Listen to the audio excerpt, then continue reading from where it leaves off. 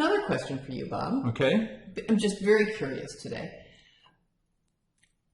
When, if ever, would you initiate a project without a business case?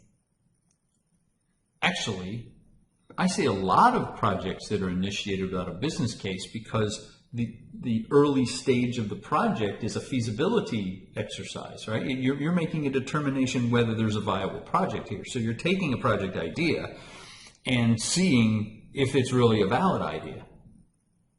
Yeah, yeah. Feasibility studies, that's a key part of initiating a project. The other thing that you can do, and I've done this before, is you start some planning on the project, even though you don't have a business case. But you start the planning so that you can get a sense of what the project is about and maybe answer a few of the assumptions that are hanging out there.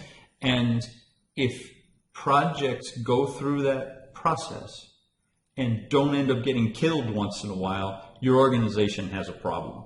Because validating those assumptions or validating those assumptions are wrong can be a substantial piece of determining what's the right thing to put in your project portfolio.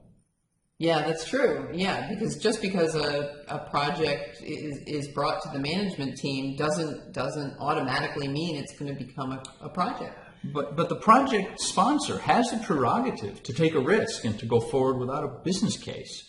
So what's the project manager to do in that case, in that instance? Again, the project sponsor and the project manager, have this relationship. The project manager's responsibility is to give the sponsor the information they need to make an informed decision, and to make a calculated risk about a project. So, for example, if you have similar projects, maybe you have some idea about what it might cost. You might have some ideas about the risks that the project, could have. You may have some ideas about the work that needs to be done. But, the key thing is that you really need to have, what are the expectations for that project? And, and if you can identify success criteria for the deliverables that are being stated, then you can probably get started without actually having a business case. So the project manager illuminates the way to the end and the hazards that might be there. So poetic.